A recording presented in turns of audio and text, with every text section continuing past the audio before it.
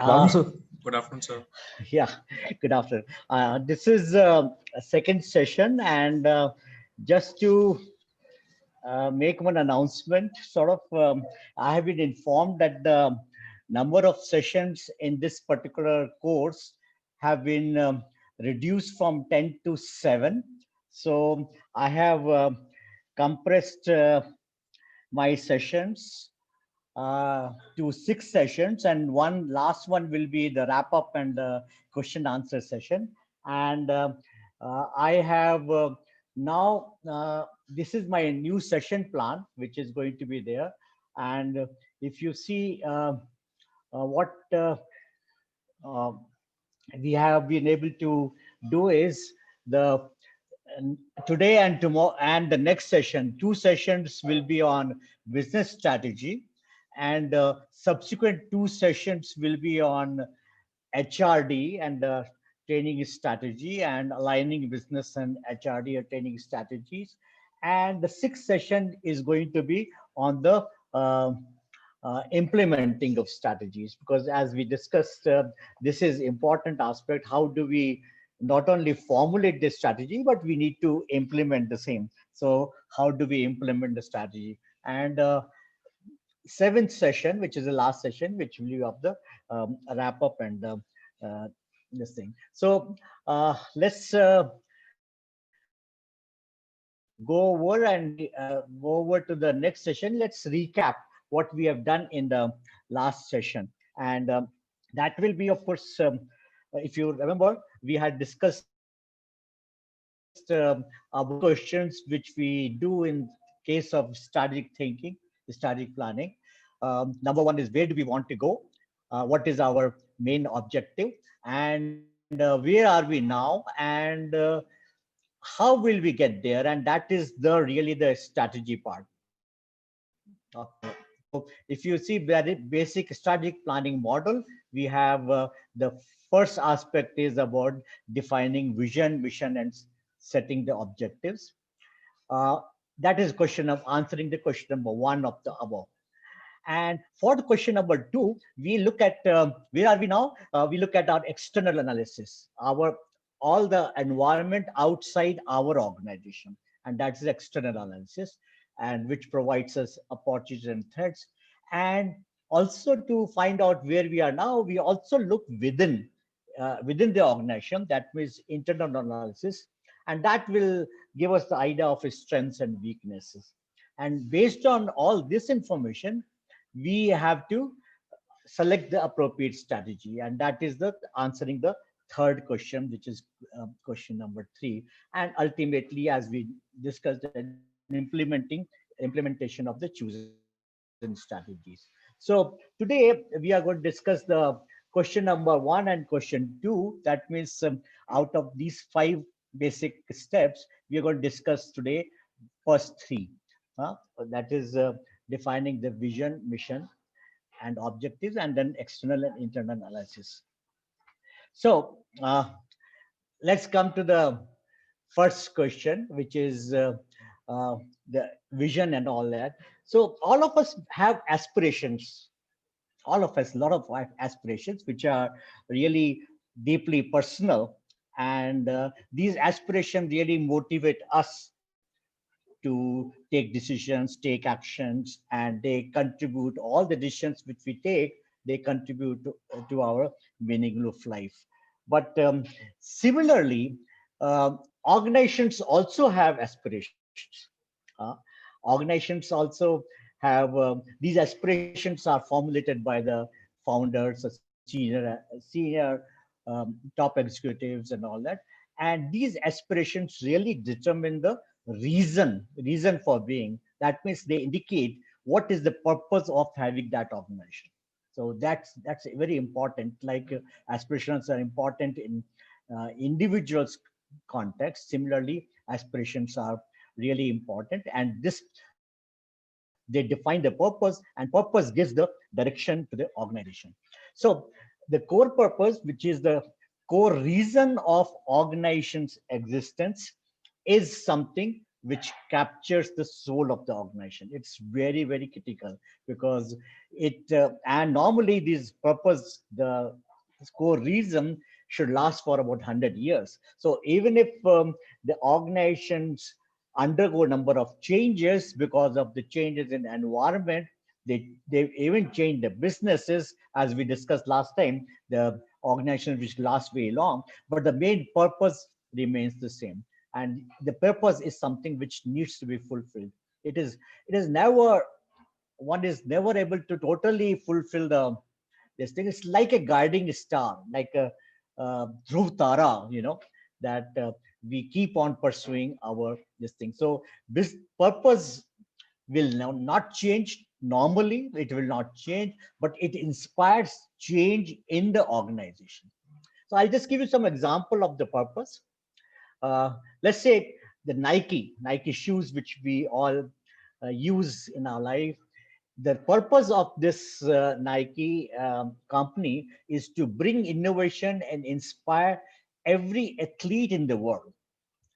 So purpose gives us indication that it is primarily a sports one, because it's sports products, but they don't even say that they are only in the shoe business. They can probably do number of things in the sports arena, which can bring in innovation, and it will inspire every this thing. Let's look at the other one, Scotland Yard.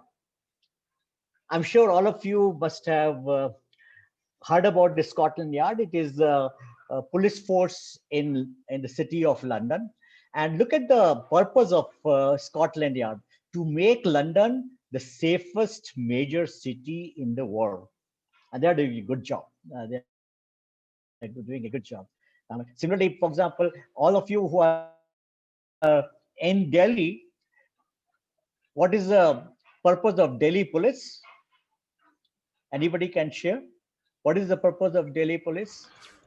Stated purpose, official purpose. They may not be doing what they want to do, but what is the official purpose of Delhi police? Sir, I believe it's something like Nyaya Seva and something like that. No, it स- is for सदैव the people, आपकी Shanti सेवा Seva Nyaya. with सदैव It's आपकी सेवा में Shanti Seva तत्पर Nyaya. okay, okay, Yeah. सदैव आपकी सेवा में yeah, तत्पर but I think they something like Yeah. that. Or let's say, I have also heard about for the people, with the people, always, or something like that is also there. Okay, so I think the purpose is something which gives us direction. Similarly, Microsoft Corporation, which all of you are very familiar with, its purpose is empowering people through great software, anytime, any place, on any device. It is anytime, any place means it's all pervasive world over. On any device means it's not only on computers, laptop, it could be on iPads, it could be on mobile handset or something. So empowering people through great software, that is a kind of a purpose. The one which I like very Disney's, to make people happy. Simple as that. Walt Disney's purpose of existence is to make people happy. That's what they do. That's what this thing. So purpose is something which is very critical, which gives us direction. And then coming to the vision, vision is when the purpose provides a direction to the organization.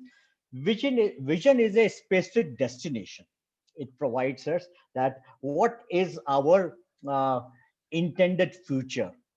What exactly do you want to be? A picture of what the firm wants to be, or what is a ultimate ultimate goal, ultimate this thing. So it is something, a big picture, and it the people really feel inspired of this thing. Vision statement always reflects the firm's aspirations, because it tells it gives us the idea of where the company wants to be. And like purpose, vision is also enduring.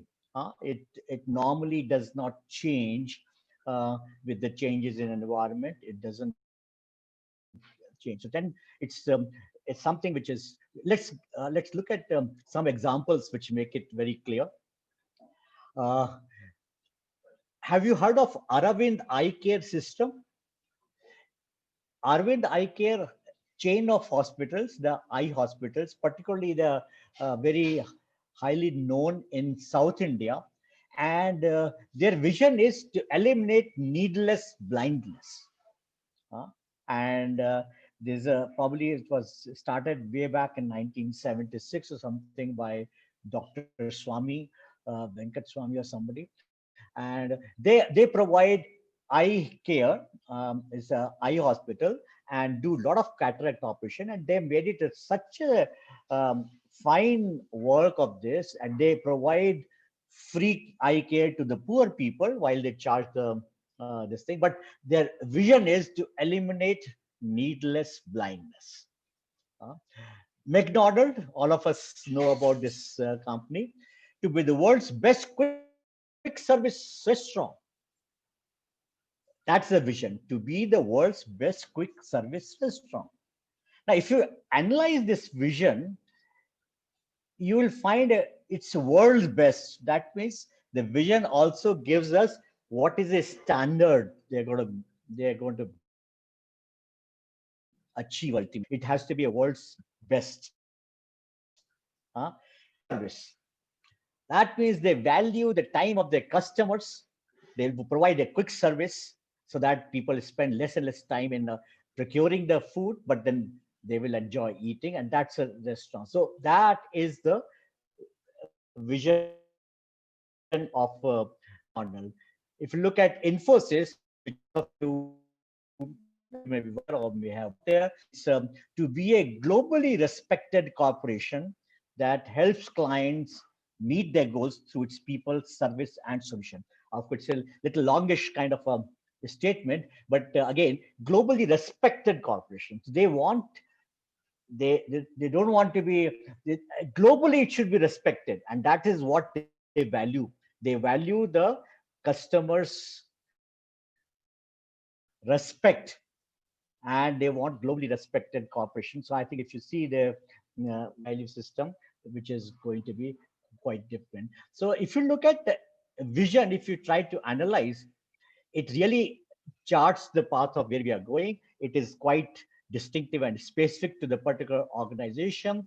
And a vision is definitely required for the strategy. It's a prerequisite for strategy because it shows where we want to achieve, where we want to go.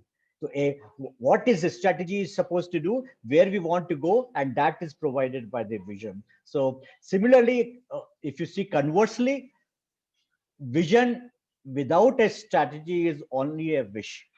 Huh? If you do not have a strategy, if you only have vision, it is only a dream that you want, not a reality. So these strategy are they have to be there in So, really steer so sorry to cut strategies you. of employment. Yeah, Uh, so, yeah. Tell me. can the vision change with Yeah, change in time? Like, let me talk about power sector. Like, I work with power grid, and yeah. it has changed a lot. Like earlier, it was with one transmission and one nation and all. Now it has like changed it to like other sectors Yeah. like consultancy and telecom, and it is giving that much of importance to other sectors as well. So, Telecom can and the all that. vision, Yes. yeah, So yeah, sometimes the vision as specific as only, for example, the vision of the power grid is only for something or the business to do with power, and now you're moving to telecom. So you have moved to telecom, for example. So now you may have to tweak the vision a little bit in order to ensure that telecom becomes also part of the vision. So, but normally, if you have the same certain industry, so then in that case, you may not change that vision, but vision changes very infrequently, and it remains the same otherwise. But then if you want to really communicate to your stakeholders that you are now doing this as well, which is not part of your vision, then you may have to tweak a little bit. So that is where I think some, but normally vision tends to remain same, because if it's as noble as let's say we want to be the world's best restaurant, for example, McDonald's, and McDonald's remains in the food business, it will remain the same. Okay, so that is how it is. Vision really also has is a lot of emotional content in this, because you get motivated and all that. The vision steers the energies of employees in a common direction. If you see the figure which I'm showing, this is, let's say, assume that organization has number of people, and each person is having different aspirations. His own individual aspirations are quite different. They don't look at, all of them are not looking at the same direction as far as organization's direction is concerned. So they are it's just like the all the arrows which are this thing. And supposing another organization which has got everybody, all the employees looking at the same direction, that means they're looking at the what is the vision of the organization, and everybody is trying towards that, then you know the second organization will have tremendous energy. When is direction towards the same vision, if everybody's individual goals, individual vision is directed, is aligned to the organizational vision, then there's a huge power, huge energy which is there, gets created in the organization, and then again a huge momentum. I'm not too sure whether you heard of the one incident of John F. Kennedy. John F. Kennedy was the president of United States. He once visited NASA organization, which is primarily in the space domain. So when he visited, the CEO of NASA took him around the labs and all the in the office, and he was quite impressed. John Kennedy was quite impressed by whatever work which he was seeing. And towards the end of his visit, the CEO took him to the auditorium for the president to address all the employees. And when John F. Kennedy addressed them, he said that I'm very impressed by NASA's activities, and but I would like you to take the man to the moon by end of the decade. And this visit was in 1961. He said by end of the decade, NASA should be able to put a man on the moon and bring him back safely. If you in 1960s, there was a race between US and Russia, USSR, about who wins the race to the space, in the space field. And so Kennedy gave them this idea, and he, of course, the visit was concluded.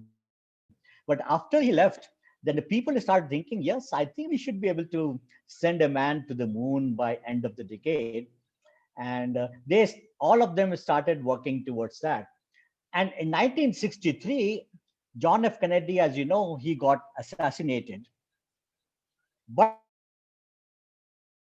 the vision which he gave to the NASA continued to live in the minds of the people, and they kept working. And in 1969, Neil Armstrong really walked on moon, as we all know, and he came back safely along with his fellow astronauts. So that is the power of vision. Power of vision is that if in case people get so emotionally attached, their entire energy, and there are stories that somebody said, asked one janitor is a sweeper in the company, that what are you doing? He says, I'm trying to sweep the floor in such a manner that all my fellow scientists are going to work much better, and they will be able to send a man to the moon. At least everybody was, as if everybody was working in NASA in order to make sure that a man is sent to the moon by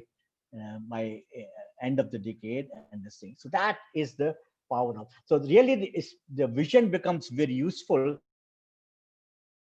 when all employees' aspirations are aligned with the organization, and it's called shared vision. And shared vision is something which is highly very powerful, very powerful. So power of the vision is tremendous. It triggers very strong emotion. It really captures the heart and mind of the person, of the employees. And heart means it is motivational. That means when John F. Kennedy said that, it really touched the heart. They captured the heart. The heart is, and there's another component of the vision which is strategic.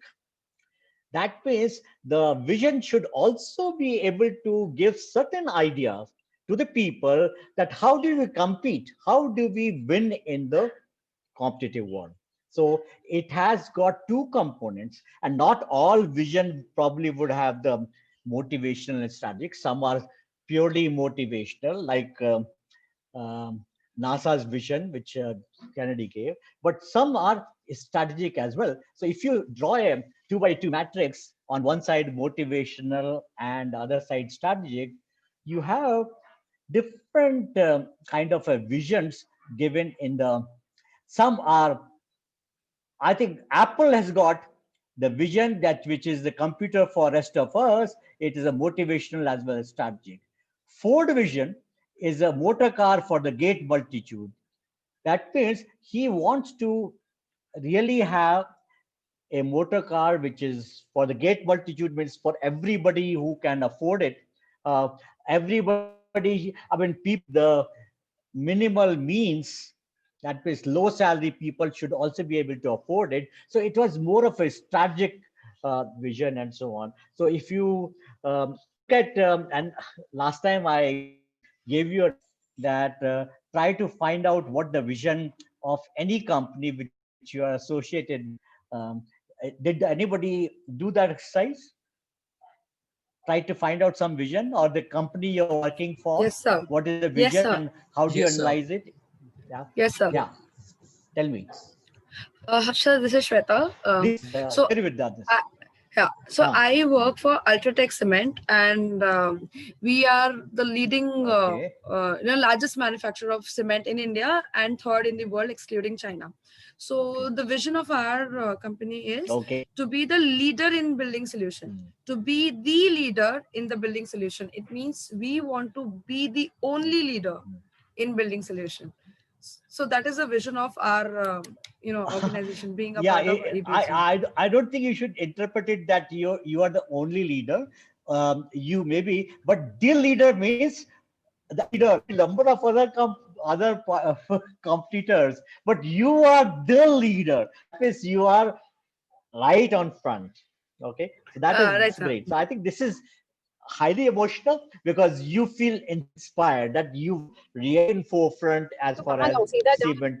Yeah.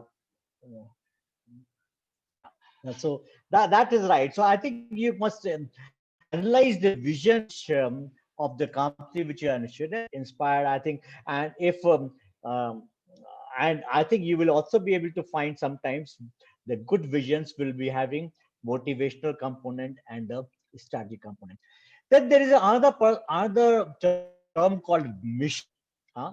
Mission is something which defines the business activities. What are your present products and services, types of customer which you have, which you are serving or you are planned to serve? Conveys who we are, what we do, and also, so it is the effective mission should be and the same. Sometimes people do have a long this thing. The uh, I'll give you some examples of mission. Okay, now first example is let's say Google. Google's mission is to organize world's information and make universally accessible and useful. Quite a mouthful, but then I think it is, they deal with information, world's information. It's not just locally or let's say in the US, make it universally accessible. Again, it has to be a all pervasive, all everybody should be able to access it and useful. So that is one. Sir, Dell, yeah, yeah. yes, sir. Can we go on the backside, please, just to understand the definition first of all of the mission? Just one slide back, just to understand more Okay, okay. the definition clearly. Huh. Yeah. Yeah, okay. Yeah. Yes. Vision is something which conveys what kind of products and services business we are in, Mm. and also who we are and for whom we are doing it. Some idea about the business. What is the products and services? Where do we work? For which customers and all that. So it is something which is much more now focused towards your business. That is the idea. But I'll give you the difference of vision and mission also. And so this examples which I have given, they are talking about what business they are in. Okay, so that is something which Dell Computer also says to be the most successful computer company in the world at delivering the best customer experience in markets we serve. So you see how you should be able to get a very good idea about what business Dell is in. Okay, so really speaking, if you see this one, vision, what is the difference between vision and mission? I think um, uh, this may be also a confusion or some doubts which you may be having. Vision is tends to tell you the what is the future, where we are going, what is the kind of company management is trying to create, while the mission is that what is the current business activities, who are what we do, so product, services, customer. So vision talks about what do we want to become, and mission talks about what is our business. Okay, so difference is one gives us idea of what we want to become in future, and vision talks about what is our business. If you want to see the completely the difference between Walt Disney, I told you, to make people happy, and if its mission to be one of the world's leading producers and providers of entertainment and information. So that is the business which they want to do. That's the mission, and vision is to make people happy. So vision is something which we try to realize that vision through the business which you are doing through the mission. So that is the difference between vision and mission. So you have all heard about the Kodak. Kodak is something which does not exist now, I think. And it was in 90s. It was one of the leading companies in photographic material, chemical-based photographic material. And at the same time, when it was the leading, there was hardly any competitor. But then Japanese company called Fuji Film, they also in the same business, Fujifilm, and they wanted to beat Kodak. So you know what they did? They had a Fuji's mantra was kill Kodak. They did not have any vision, so to say, but their only mantra was kill Kodak. And through that, they motivated their people to do in such a manner that they will be able to beat Kodak in that business. So sometimes a vision, mission, and all that, people tend to find it much more convenient and much more shared vision when they come out with some catchy words like kill Kodak and so on and so forth, and which become a sort of a mantra for employees of that company. Okay, so this is other one. You may have noticed one thing, that none of the mission, and if you analyze large companies' mission or vision, none of them will say that our mission is to make profit. Nobody. I have not seen any companies whose mission is my mission is to make profit. Huh? So true mission is what is answer to this company, what will we do to make profit. That means what is the business we are going to do to make a profit. Profit making is neither a vision nor a mission. It is really the outcome of the whatever mission you're going to achieve. So it is a byproduct of what business you are going to do, And that is so because making a profit does not become a emotional this thing. No organization is having that kind of mission. So ultimately, you will find that vision and mission are going to be. There's another term which is called company values. Values are what are values? Because we have all heard about this. These are the beliefs and the behavioral norms. Okay, and so these values are something which is the guiding principles for all the employees to work towards. That they are all their action, all their decisions will be guided by the values. So values are very critical again. Values are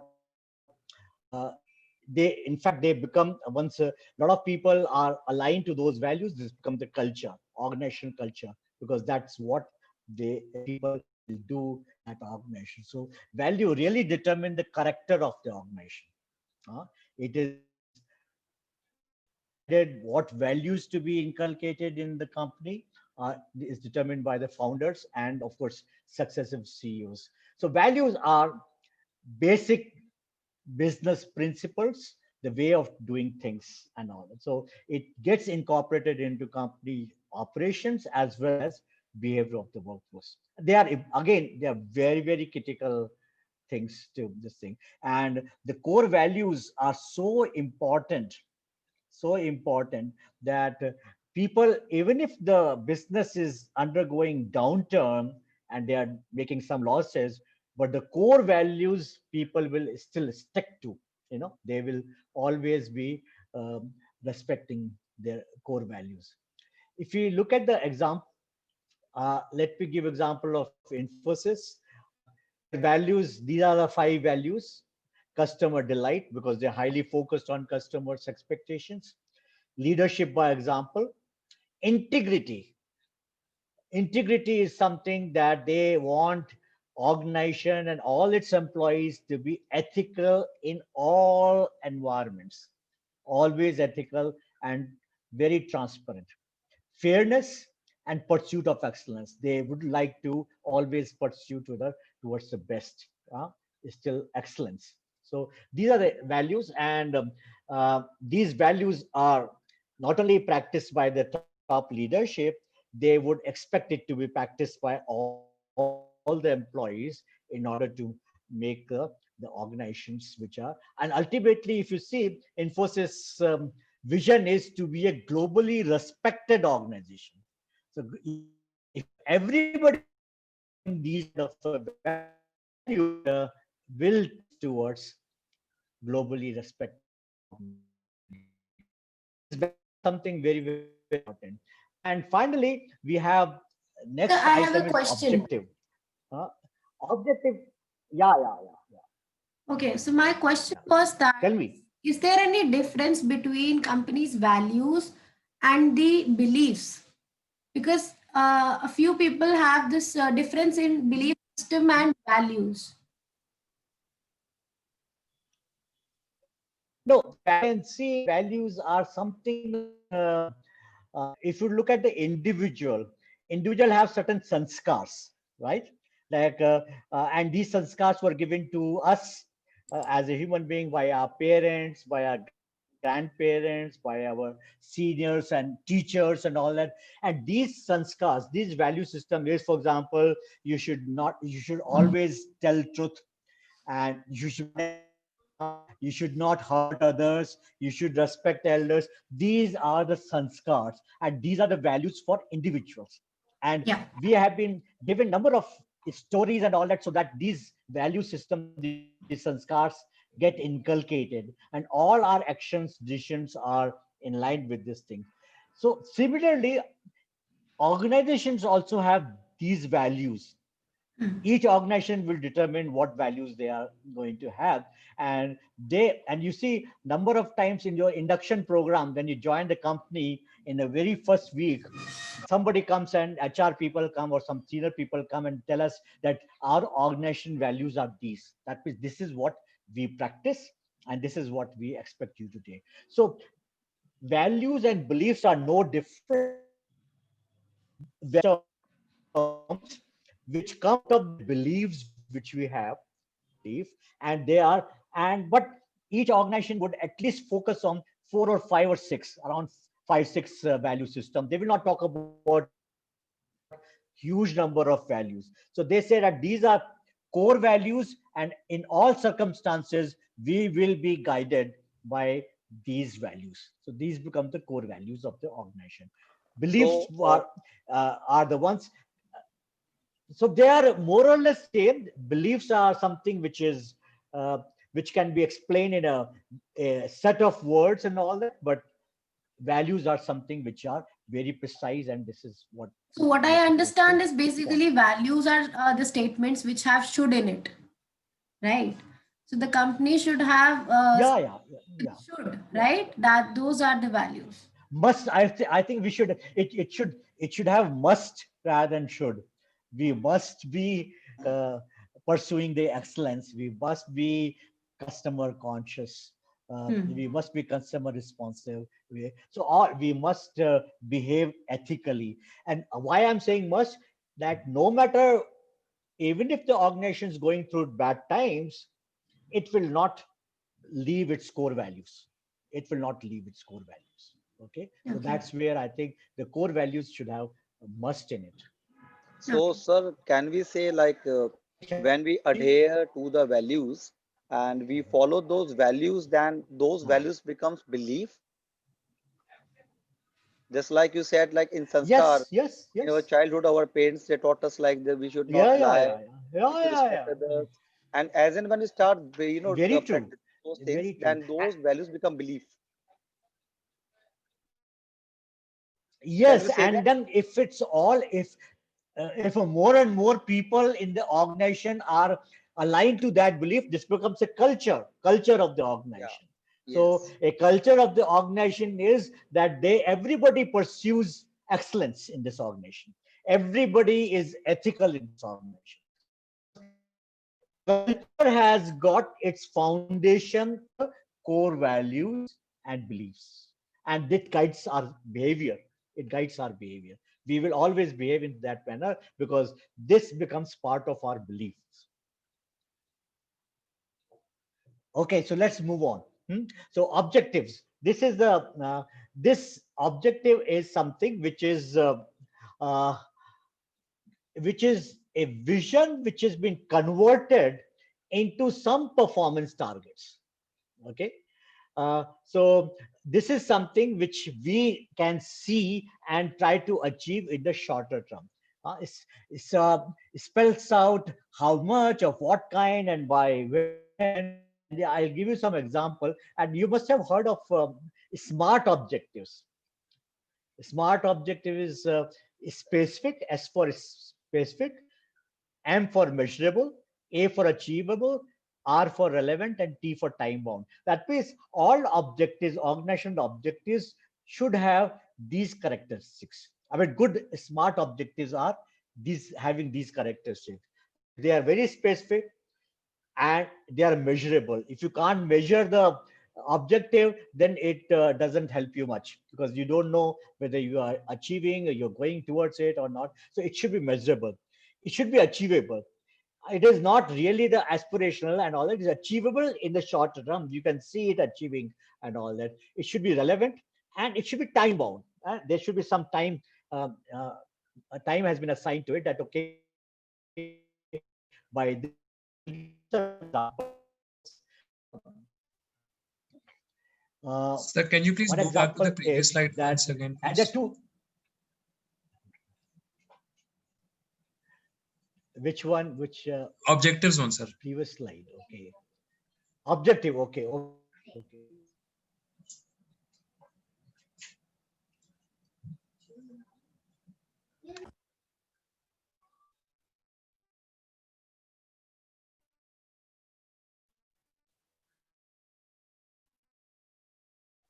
This you talk.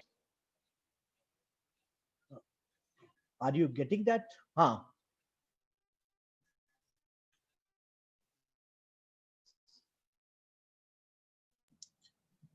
So the screen has freezed actually. Tell me. Oh, okay. previous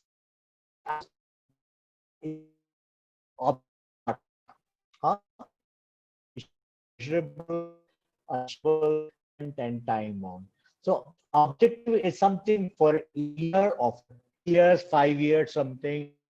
So objective is something which is it is real, that vision is a long term, you down to yearly or 2 yearly or 5 yearly kind of a thing. So performance targets. These are performance targets. What's your question?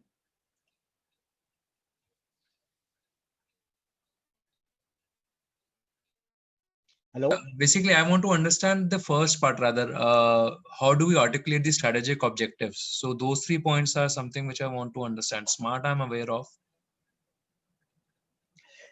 Let's see, this is any company, for example, if you take any company, I think it will be very clear by certain examples. So I'll come to them examples because it becomes very clear. So Okay, sir. I mean, just to understand, there are some financial objectives, let's say. Financial objectives means this is what we are going to achieve in a year's time or 2 years time or something. Time frame is also given, but there are financial objectives that these are the outcomes I'm supposed to. If you see, I want 10% increase in annual revenue, 15% in, or 20% increase in annual revenue. This is one, this is a, or let's say I want to increase my after tax profit by 20% in this particular year. So there are objectives, there are outcomes. Profit margin, I should have profit margin of 20%, 30%, or let's say I want return on capital employed of 30%. If I invested 1 crore, I want to get 30% return on my capital employed. These are all financial objectives. I think each organization has always starts the year with certain financial objectives.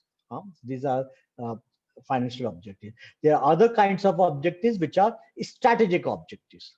Strategic objectives is something which focuses on improving your competitive position in the market.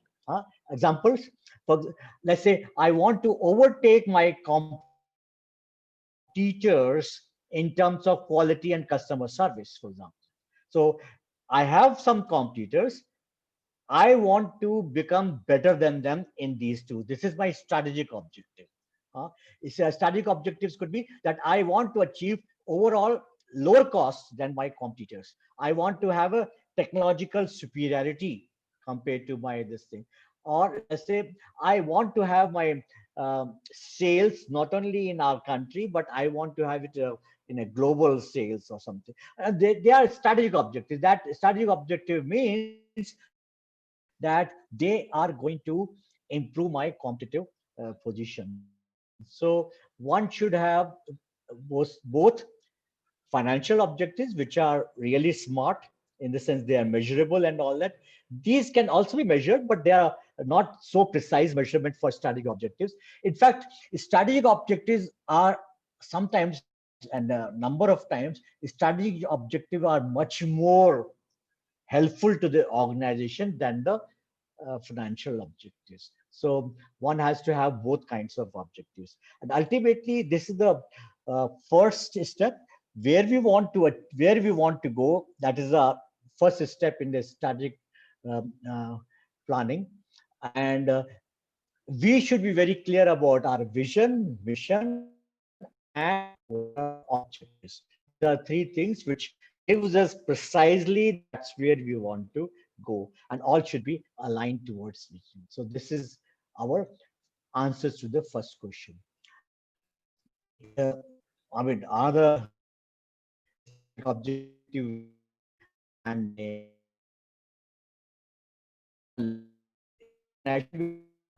and down different vice president, functional heads like marketing, VP operation, VP finance. All of them will have a objectives, targets, and all that.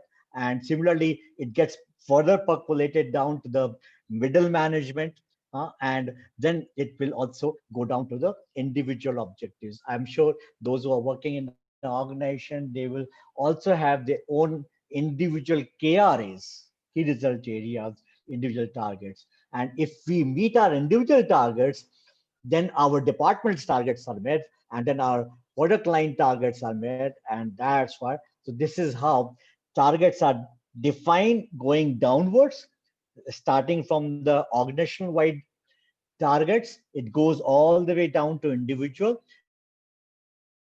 And when we are meeting, if individuals meet, ultimately the organization's targets are. So this is how we are able to manage our this thing. Okay, now let's move on to the second question. And second question is where we are.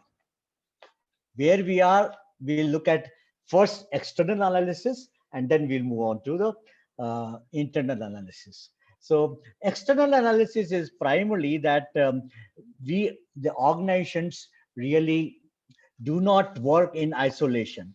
They work in the within the environment. They never work. No organization is working in isolation. And external environment is whatever outside the organization, all external environment. And these external environment impacts the organization. And this external environment, I have tried to categorize into three layers. The outermost layer is the macro environment. Macro environment is political environment, technological environment, social environment, environmental. So they are all macro, general environment. General environment is something which we all have to live, and they impact this thing, and we will analyze the macro environment also. The second layer, which is the industry environment. Industry environment means each organization, as we discussed in the first session also, each organization works within the industry. So supposing you have power grid, and power grid works in the power industry. If you are work for Geo is in telecom industry. And this industry environment, industry has got number of players. It's this industry environment also impacts the organization. And third, innermost, is our direct competitors. Okay, direct competitors means supposing you are working for Geo, Airtel, Vodafone, all these competitors will also impact the organization. So there are three layers of external environment: general environment, industry environment, and the direct competitors who are going to impact. Let me ask you a question. All the three will impact the organization. Which of these three layers will impact the organization most? So competitors. Competitors. Market.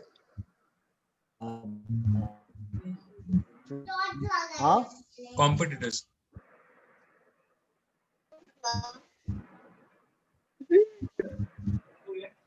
Yeah, tell me. Anybody? Which I'm of saying that these three macro. layers impacts the organization the maximum? Macro environment? Any other response? So competitors. I think the Competitors. market. I think the market. Macro environment. The macro environment. Macro environment market will be the most, I think. So market. Competitors. Who said competitors? So Who said Kunal. Macro environment. Kunal, why do you say competitors have the maximum impact on organization? So because if competitors start doing something, I would beyond what is we are already offering, so that will impact my business the most. Yeah, if you look at the figure also, this on the screen, the one which is nearest to the organization is impacts maximum. So competitors, if let's say if you are in Geo, if Airtel does something, it will impact Geo very much. So competitors have the maximum influence on the organization. And next comes the industry and macro environment. Macro environment, politically something happens, or let's say environmentally something happens, that will impact everybody in the industry, and everybody will get impacted. So uska itna impact nahi hoga jitna ki direct competitors will have the maximum this thing. So what about markets? Markets here, that is the industry, and that also is there. That will also impact. But I'm saying competitors' actions or decisions may impact you the most. So let's analyze this, and let's go over to the next this thing. So the slide is not moving. Okay, class पूरी हो गई? नहीं, class पूरी. I think somebody should mute. Okay. I don't know. So let's discuss the macro environment first. Okay, macro environment really gives pressure on the entire industry. So this has impact on this thing. What is there in macro environment is these are the various sub environment of macro environment. It is political, economical, social, cultural, technological, environmental, legal. Thankfully, such a large kind of environment. And what we need to analyze that if any changes in any of these 6 sub-environment takes place, how it is going to impact me. That is important. And thankfully, there is a tool available for us. And this is called PESTEL analysis. PESTEL is the acronym of all these 6 1. So let's look at the political environment first. Political environment means political stability or instability. What is the political ideology which we are trying to see? If it is, let's say, Atmanirbhar, for example, today's Atmanirbharta, so that may have some impact on your business. Corruption level, government policies, government had come to the policy of demonetization, or let's say GST and all that. So all these things, whatever happens in the political environment, may have some impact on your business. If you look at the economic segment also, like how fast the economy is growing, what is the inflation rate, what is the interest rate, all these factors. In fact, these factors also impact the purchasing power of your customers, and that's how it can impact your business. If purchasing power is not there with the customers, they may not buy your product. So economic segment is extremely important again. It really impacts social cultural. If you see workforce diversity, attitudes about work life and this thing. Let's say today our social cultural environment, because of corona, has changed. People are working from home, and so number of businesses get impacted also by the social cultural, or let's say the taste or preferences of people change. And people become much more health conscious, and you see it might have an impact on your business. Similarly, if you look at a technological also, we discussed that in last session, also has huge changes, huge impact on your business, because it can make certain products obsolete. It can also new innovation might bring new products which might again have an impact on your listing. So new communication technology, we never heard how you can see how Uber uh, and these kind of this thing have affected the taxi business and so on and so forth. So that's where technological changes can happen. Environmental also can have lot of impact. Climate change, pollution, and scarcity of material. Some of the materials are getting finished, they are getting depleted. They are non-renewable material or renewable resources are there. So that is also, so environmental changes also can have an impact on your business. Similarly, we have a legal segment also, new laws and new taxation being battered quite a lot. So ultimately what you need to do is is uh, look at all the pestle district and identify those sub environment which can impact you very much.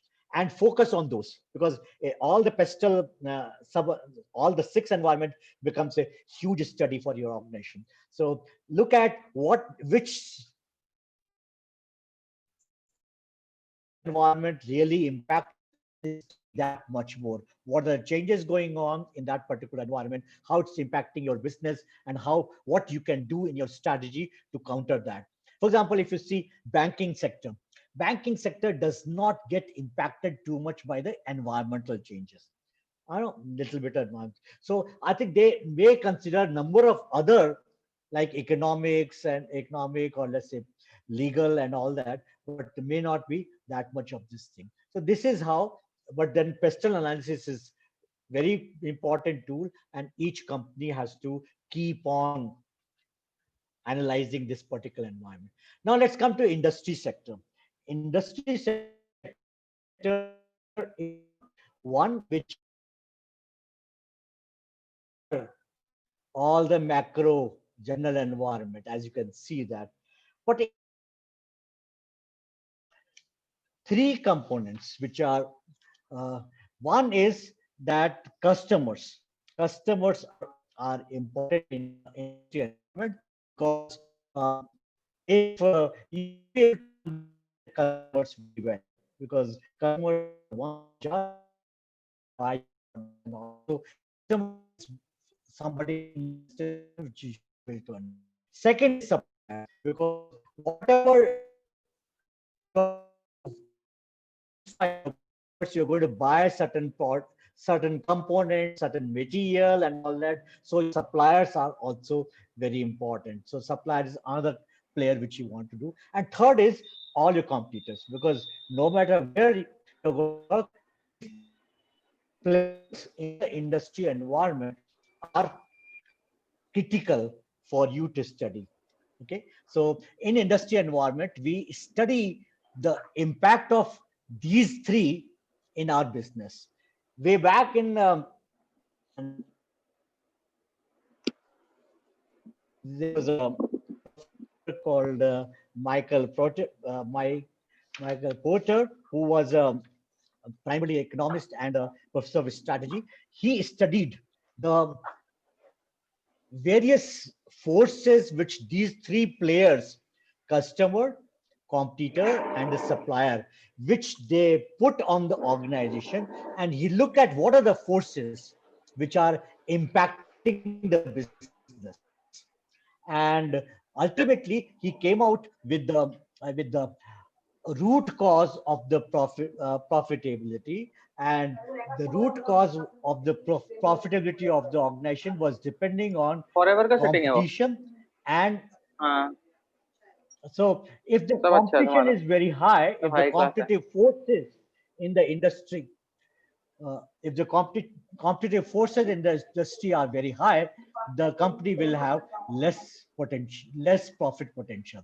And if the competitive forces are puff खरीदता है वो लोग weak, ये तुम then लोग दे देता company would have a higher kind of a है profit accessories potential. So he studied the various forces, and the first force was rivalry among competitive.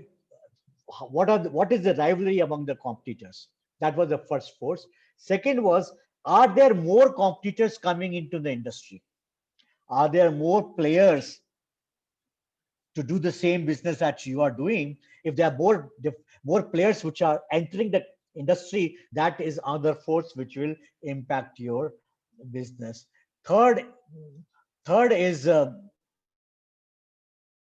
is threat of the new entrants.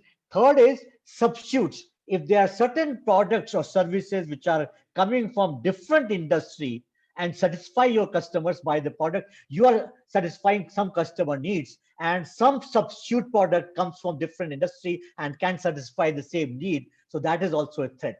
So another one is threat of the substitute. Next force which he analyzed was from suppliers. The suppliers also are able to provide you threat. They might make their inputs which you are buying from them much more expensive, or they might reduce the quality, or they might not they may not be able to supply you material in time, and that's why these suppliers can also impact your business. And finally, the last one was buyers power. If the buyers always they demand lower price and better quality, and that puts pressure on the company. So he analyzed there are 5 forces which act on each organization in the competitive world. And the 5 forces is, one is the various rivalry among the players, competitive players, potential entrance threat, substitute threat, suppliers bargaining power. Suppliers may increase their bargaining power, or the customers might increase the bargaining power. So these are 5 forces. Let's go a little deeper into this because this is important to understand this one. So let's first look at the rivalry among the existing players. Suppose there are 5 or 6 or 10 rivals in your business. If the market is growing slowly, if market is growing slowly, is the rivalry higher, more intense, or it is less intense? If the market is growing slowly, then the competitive will be much more, competition will be much more, or competition will be better. So it would be much more at that time. Much more, yeah. So if the market is growing slowly, then all the existing players, they are trying to fight with each other to have a bigger market share. Huh? And that is something which is becomes very stronger. So you will find that if market grows rapidly, then everybody makes business, everybody, because the cake is becoming bigger and bigger and bigger. So everybody takes a bigger pie of the thing. So it is something which, so you must analyze your market. Is it growing slowly or fast? Right? If rivals are of equal size, then it is highly competitive. Then they fight much more intensely. And if the customers are able to switch their brands, like supposing they have been using Airtel and now they, without changing the number, they can switch over to Geo, then that is a stronger rivalry. If they are not able to switch, then you are safe. Then people will keep on using this. Number of times rivals use price cuts, like is happening in airlines and all that, or some other competitive weapons to boost volume, and rivalry becomes much more intense. Okay, so there are some of these reasons which makes the rivalry stronger, and if it's the other way around, then rivalry becomes weaker. Okay, let's go to the potential entrants. Potential Sir, entrants is some, yeah, sir, can you just go on the previous slide for a moment, please? yeah, sure, Yeah. yeah. Um, right, sir. Take it. Okay. Right. Now let's go to potential entrants. Potential entrant means more and more people are trying to come to the in the market. More and more competitors. If there are more competitors, it's a threat, because more competitors will also try to capture some market share, and it becomes tough for you. So if potential entrants, so in those markets where potential threat is higher, they are they do less. So new entrants pose threats because they bring additional capacity and all that. So this is another force which you have to look at. Is your market, if there are more people trying to come, what can you do? You can put some barriers. And how do you put barriers? If you are having a product, if you can create a patent, if you have patent or something, people cannot come. You can stop more players to come, because if your brand is very powerful, then people may not be able to come. So you can see Coca-Cola and Pepsi, they are so strong brands that very few new entrants are able to come into the soft drink markets, and So it becomes much difficult if pandemic. If you have a large economies of scale, that means you have been able to reduce your cost of the product unit is very low. It becomes very difficult for a new entrant to come and compete with you. Uh, or let's say if a new entrant has to sink a lot of costs, he has to put a huge investment, then people will not be able to come there. So there are a number of things which you can do if you want to reduce the entry of the newer player. Okay, so let's go to the next one, suppliers. Suppliers are able to exert power on the company by increasing the prices of or reducing the quality of the products which they sell it to you. So this is what suppliers can do. So supposing you have a supplier, let's say you require steel and you have two or three suppliers, you have to buy from one or the other. Then if they increase their prices, of course, if you're buying from, let's say, SAIL, you can probably go to Tata. If you're buying only from Tata, then you can go to SAIL. But they can, if you're buying from both of them and both of them increase the price, so then it becomes a problem. So if there are only a few suppliers, then the supplier power becomes very strong. If there are large number of suppliers, then their power is not as strong. So if the inputs which you need is in short supply, supplier becomes very powerful. If the if you cannot switch to the other supplier, then again the supplier's power is very high. Or if the supplier is giving you some specific product which other suppliers are not providing, then that supplier will have a lot of power. So if there are no substitutes available, then you have to buy from the same supplier, that he becomes very strong. He can increase the price, which can impact your this thing. So this supplier's power is a very strong force.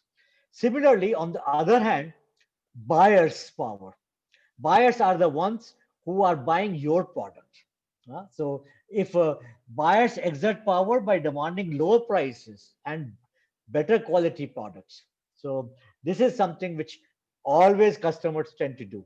They want better product, better quality products, and they want cheaper. So and that creates a pressure on the company. So if bargaining powers of buyers is strong, if there are only few buyers, if there are only few buyers and you're selling only to two or three customers, then they can demand something from you. They can demand low prices. They can demand better quality or better service and all that. So that's why each organization should be able to expand the buyers list. Just to give you incident, there was in the early days of Infosys was providing service to the certain companies in United States, and one of the company was doing business about, let's say, 30-40% of Infosys total business. 30-40% of total business was done by one company, and that company then started demanding, and they wanted to reduce the price and they wanted to do some free service as well. And that's where Infosys then decided, because the buyer knows that if I withdraw my order, then company will suffer a lot. So company cannot let this buyer go. So what Infosys did, they made a principle that we will not have any client which is doing more than 10% of the total business which you are doing. That means they were trying to reduce the buyers or the client's power. So if buyers are large, they can demand a concession, and that is so large volume purchases by the same and so on. So they are the reverse of what we discussed in the case of supplier is applicable for the buyer. And finally, the last thing is substitute, and these are substitutes to your product, not coming from the competitors of yours, but it is coming from different industry, you know. So this is interesting thing, and these are the goods coming from outside the industry and perform the similar or the same function as your product. So they are called a substitute here. Just give you an example. Example, for example, is a, let's say if you have your overnight delivery of documents, and then comes fax machine or email. So you can see when fax machine had come, some of the document delivery business got, or let's say sugar. Sugar is used for sweetener, but then Sweet, which is not from the same industry, for glass, for example. Glass is for container. Plastic came. Plastic came from different plastic industry, and they did the same thing. So it impacted the glass business. Coffee, tea, or let's say paper bags, plastic bags. Paper bag was used for flexible packing, but then plastic bags came and impacted it. Newspaper. How many of us read newspapers nowadays? We look at TV, and or we use internet to use this kind of thing. And similarly, books, hard books, hard copies are getting replaced by soft ebooks and all that. So that's how these are the products which come not from your industry, and coming from different industry but impacting your business. So smartwatches.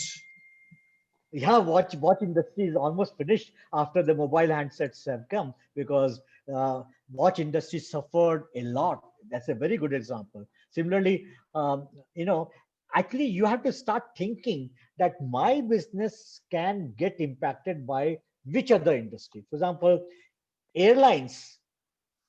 Airlines business can get impacted by very fast trains, and trains are becoming faster and faster, and it will impact airlines. They are two different industries but can get impacted. Okay. Similarly, automobile industry can get impacted similarly, or uh, railways can get impacted by automobile industry. If very fast cars are available, roads are good, people will stop using trains and they might go by automobile roadways and so on. So these are the five particular forces. But if you interpret these things, if you have very high entry barriers, that means potential entrants cannot so easily enter your market. If you have a weak buyer's position and weak suppliers, if you have very few threats from substitute products, if the rivalry is not intense, if all these five forces are weak, you are having an attractive industry. You can make huge profit if all these five forces are weak. Huh? And on the other hand, if you are having low entry barrier, that means anybody can become your competitor, anybody can get into the business. If suppliers and buyers are having a lot of power, they can dictate terms to you. Or if you have a strong threat from substitute product, or if the rivalry is very strong, then it is a very unattractive industry, and it will have very low profit potential. Okay. Now let me ask you a question. These environments, both macro environment, general environment, as well as industry environment, is same for all the competitors. Then why one of the companies in the industry does much better than a lot of other players? Why is it? Because environment is the same for all the players in the this thing. So why one company is performing better than the other? So, Because of, yeah.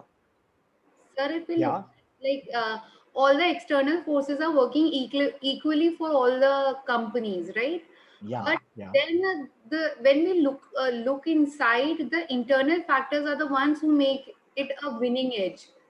Yeah, that's right. So, because the internal strength of each company will be different, And whichever company's internal strength can counter these external and external forces very well, they will do much, much better these things. So, but all these factors may not impact everybody same. So you have to look at attractiveness is relative because it depends on the company, which is not absolute for everybody. Some people are able to do much better. So let's come down to the third layer, which is competitor. Competitor is the one which impacts the organization very well. So each company has to analyze the selected competitors who are giving maximum competition to them. And how do we analyze these things? We analyze it through there are number of study those companies, study all your competitors. How can you study? You can look at the data available in various journals. You can look at what is the annual reports of each of your competitors, what is the kind of advertisements, what is their top management sometimes address, make public address or media interviews, you analyze. Or you can even go to trade fairs, look at their stalls and study all their data and all that, and then come to know as to what are the your competitors plans, how they're doing, what they're doing. It is intelligence, competitive intelligence. It is getting into their information and try to see how you can counter those moves. If you can able to know their moves, if you can counter those moves. But it should all be done legally. Do not use unethical practices to gather intelligence. But it is important.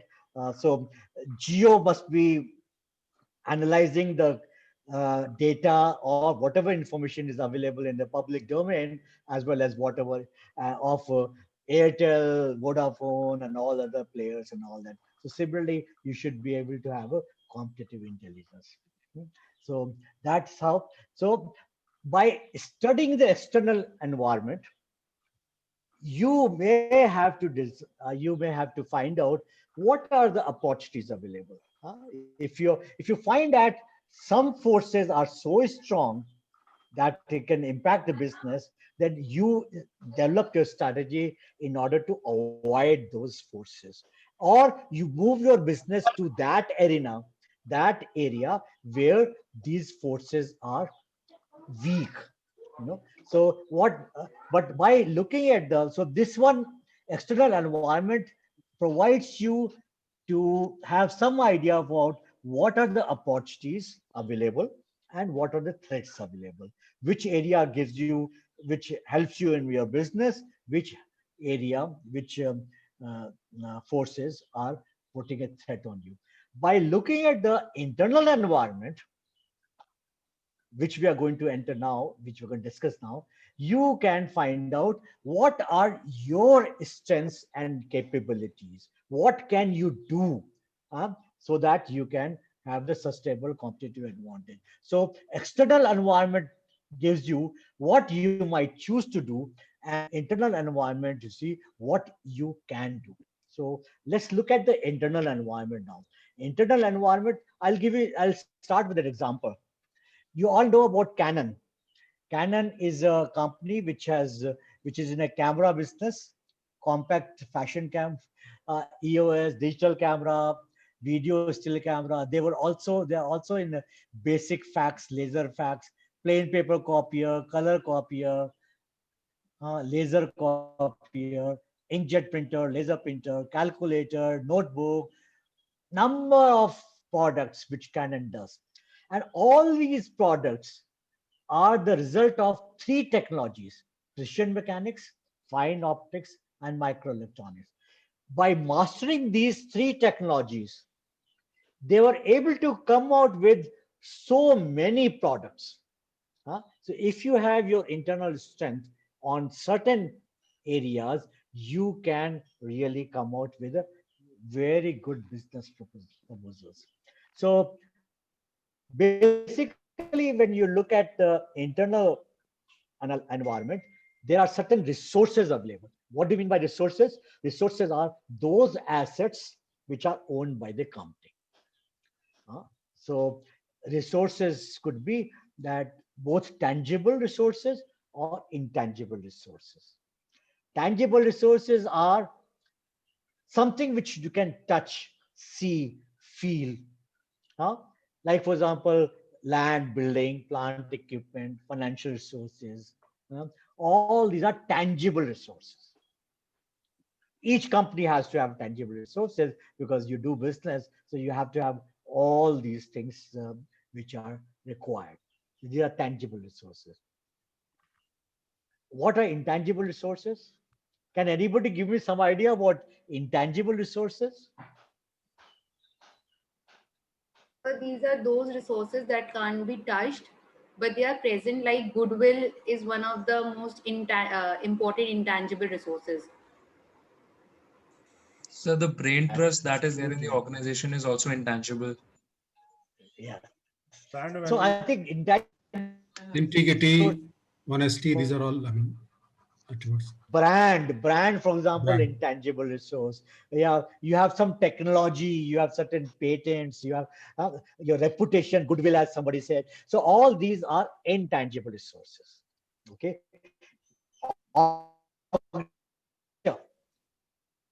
Is an intangible resource. And if some companies win by really having a great organizational culture. How about human resources? Resources are not owned by the company. As an employee does not get owned by the company. So in that by that definition, they are not resources, but there is a contractual employment contract, for example, and you become part of that company for as long as you are able to fulfill the requirement of the employment and so on and so forth. So human resources are also very important. Now, let me ask you a quick question. Which resources are more valuable, tangible or intangible for a company? So Company has intangible. got both resources. Intangible. So Intangible. intangible. Intangible resources. They are difficult to Why replicate. intangible? They are You difficult can't to. even see, you can't even touch, they don't even appear in the balance sheet. Sir, hard Why, work Long is. term. Alim? Competition will find it difficult to replicate themselves. That is why. Absolutely right. Absolutely right. Intangible resources are much more valuable for compared to the tangible resources. And the irony is, these intangible resources do not generally appear in the balance sheet, huh? But they are much more valuable. They provide much better competitive advantage to the company. And why they are more valuable? Because they are achieved over a period of time. Brand is achieved over a number of years of your marketing effort, of huge effort you spend on getting that branding. So that is something which is much more valuable. Organizational culture, a great organizational culture is developed over a period of time. 10, 15, 20 years, 30 years, you get a culture for which you are able to have a competitive advantage. So that's where I think intangible resources are much more powerful. And somebody said very rightly, they cannot be easily replicable by your competitors. Competitors can always have a same tangible resources. They can have the same land, they can buy the same plant, they can have all these tangible resources can be duplicated by competitors. They can be copied or they can be replicated by the competitors. But intangible resources, it becomes huge, difficult, very, it's almost impossible to copy or replicate the intangible resources. And that's where the, and human resources, like if you have a competent or very highly competent, highly innovative product workforce, it is impossible for anybody to replicate the same thing. So that's why this thing is. Now, that is the first one. And second resources which you have is capabilities. Capabilities are different than resources, because resources as such will not be able to add value to this thing. Like I give you example. like in a hospital, I start a hospital, I bring some surgeons, I bring some nurses, I have a great operation theater, and all that thing, all the resources I've collected together. And now I want to do an operation of heart transplant. It's not very easy because all these resources together may be able to do heart transplant or heart operation, but success is not guaranteed. Hmm. However, once this team over a period of time develops that capability by working together for a large number of operations, they developed capability of doing a great operation, then you might have success. So capabilities are something which a firm does with assets. It is developed over a routinized behavior over time. And so combining resources, you club together, you have uh, a person who is expert in surgeon, person who is expert in anesthesia, nurses you are able to support very well.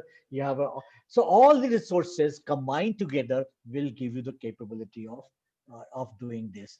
Similarly, so the foundation of capability lies in the unique skills and functional expertise, and when they get integrated together, and you develop the capabilities. So that is how the capabilities. And then the third term is core competency. Capability is also fine. The core competency is something when you start doing something much better. You, for example, you have a capability of doing operations, but once you are able to do it in such a manner that your success rate of all the operations is 90 plus, 95 plus, that becomes your core competence. So you go to those hospitals which are having the core competence of doing heart operations, for example. You go to the eye hospital, you go to those hospitals which have got the, so core competency is something which is something a company is good at doing. And that becomes your competitive advantage. That's a source of your competitive advantage. Core competency comes when you are able to accumulate the learning of doing it again and again and deploy different source capabilities in a manner which can give you that competitive advantage. So there are three terms which we normally use in terms of strategy: resources, which are tangible and intangible. By using resources, you develop capability, and by honing and making it very good in order to make it as a source of competitive advantage, you have a core competency. Okay, so this, let me give some example. And core competencies will be like in Canon, I told you that the three different technologies: fiber optics or microelectronics and so on. So similarly, Walmart has got a core competency of creating operating system for great supply chain management. They have a competency of negotiating very well with this thing. They have developed a competency of data analysis of point of sale, and they have a huge system to identify to uh, to identify when and how each of the stores of Walmart will be replenished by the new supplies.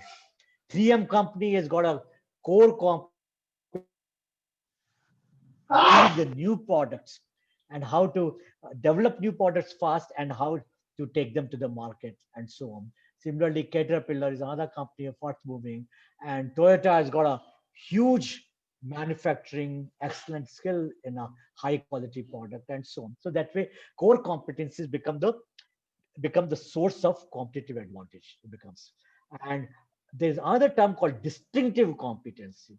Distinctive competency means you can perform that particular activity better than all your competitors. Uh, that is distinctive. That means your core competency, when it becomes better than all your rivals, you say it is distinctive competency. And this distinctive competency will give you not only competitive advantage, it will give you sustained competitive advantage. Means it will give you, and which is the objective of each company. Each company's objective is to have a sustained competitive advantage, and sustained competitive advantage can be arrived, can be achieved by having the distinctive competency. It is a capability that your rivals do not have. I mean, you're much better than others, So this becomes a, so example of let's say Sharp Corporation has got a flat panel display technology. They are extremely good in flat panel. Toyota, as I mentioned, it's called low cost, high quality manufacturing of automobiles is something which is Toyota's thing. Intel has got a, they are they are by far the best in powerful microprocessor. They design microprocessor and manufacture, and that's why you have Intel inside all your computers. Walmart again similarly, low cost distribution. That's a distinctive competency. That's why Walmart is number one in the retail market and all that. So these are so if you can imagine your company as a tree and your end products are the leaves or the fruits, core competencies form the roots, really. They are the roots. If you have a core competencies which are solid, which are this thing, you will keep on getting your fruits, this thing. And similarly, if you look at your own career strategy, your own career strategy, whatever objective you have for your career, whatever end product or this thing, they all are having the roots in your core competency. What are the competencies which you have, which can become the part of your strategy to achieve your career objectives? So I think this is where you should be able to have developed your core. So if you really look at your, as I was recommending last time, your own personal career strategy, core competence is something which you may have to look at your internal strength. Your internal strength for developing your career is having the foundation on what do you do, and if your career is in a particular direction, then you must have the relevant core competencies for that. So I think I will stop at this thing. If there are some quick questions which we can take up, and any quick questions. I have some reading material also for you. Uh, did you receive WhatsApp message from Sonal Acharya about certain? I did share in my WhatsApp group with 107 participants. Okay, so I'm sure they would have got it. And this is the reading material. First 4 items are for the current session, and I think 5th one was already given to you. But I think there are some very interesting articles which you can definitely go through. And if you are not able to get it from the slide, I will do the same thing. I will send these links to Sonal, and Sonal will be able to share with all the participants Sir, in the this is Shishir Soti here, sir. I am from the Delhi chapter. I am joining your sessions for the first time. Previously, I had joined in the Noida sector, but I just wanted a couple of things. So I'm not sure if my name is there on that WhatsApp group that Sonal has created. So what is that I need to do? Number two is that will these presentations be available to us later on as recording sessions?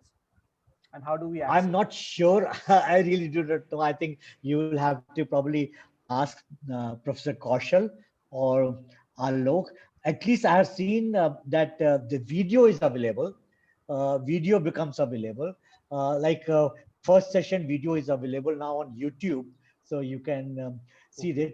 Or you can get yourself added to Sonal Acharya's WhatsApp. But then video will be available, I think, because last session 1's video is available. So that you can do that. So will this PPT be available too?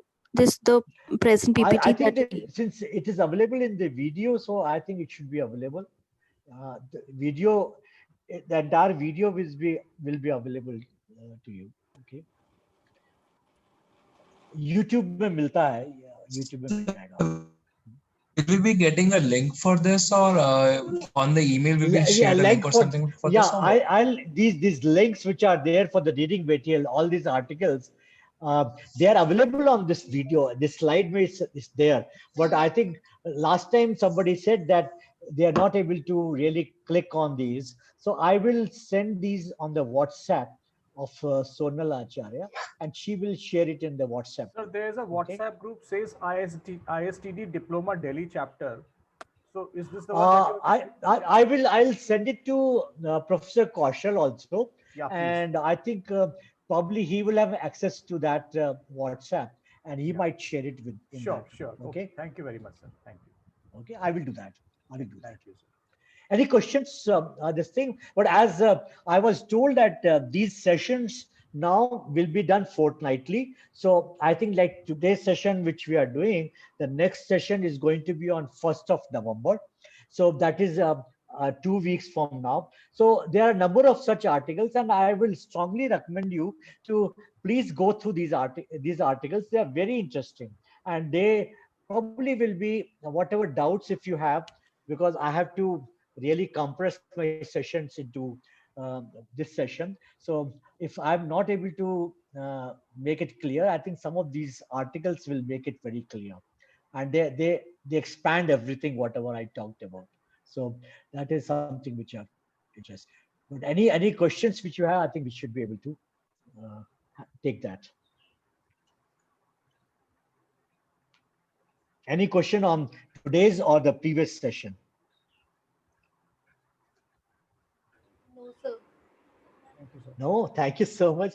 So I will be able to.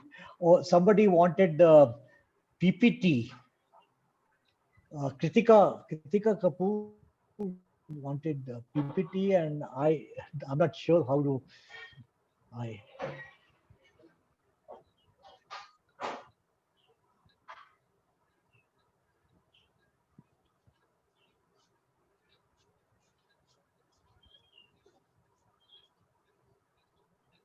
So